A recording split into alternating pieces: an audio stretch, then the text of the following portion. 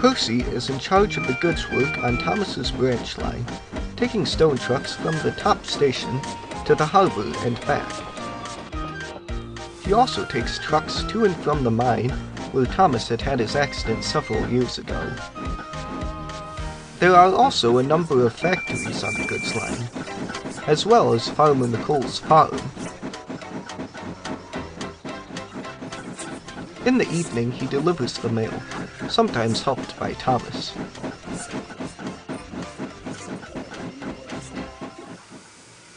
One day, Percy was at the harbor.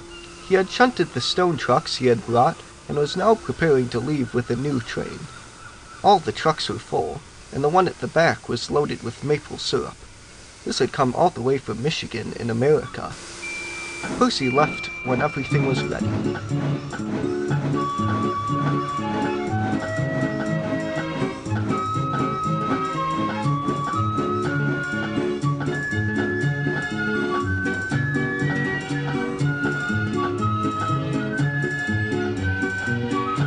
He stopped at Farmer McColl's.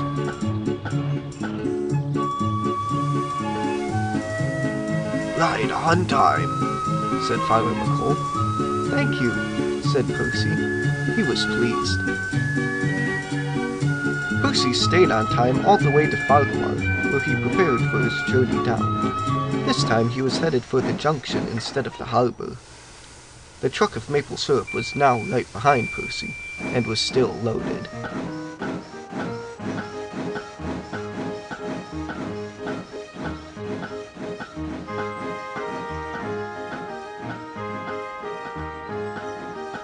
The journey was smooth, and the trucks were surprisingly well behaved.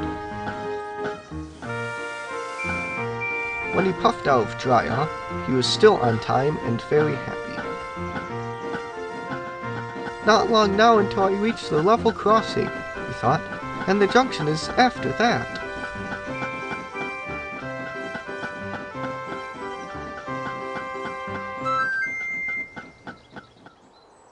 But a semi-truck was stuck on the level crossing. The driver knew Percy was coming, and he blew his horn loudly. Percy could hear the horn, and he could see the truck in the distance. His driver shut off steam and applied the brakes. While the speed was reduced, it was too late to stop now.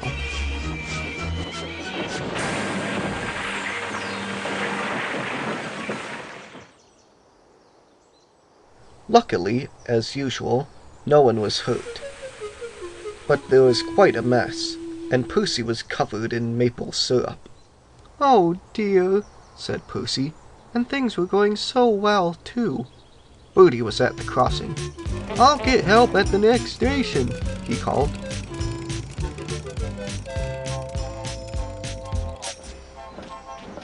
At last, Edward arrived with the breakdown train.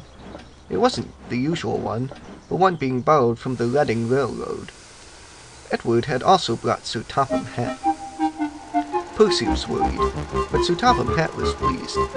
"The accident wasn't your fault," he said, "and you stopped soon enough that the damage was minimal."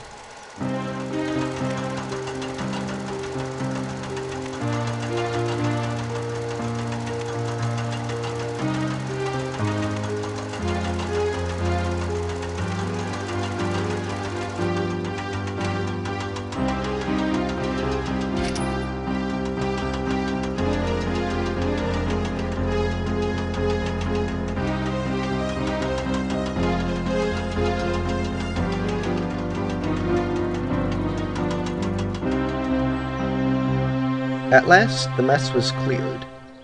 The broken syrup truck was left behind to be taken away later, and Edward pulled Percy, his trucks, and the breakdown train back to the junction.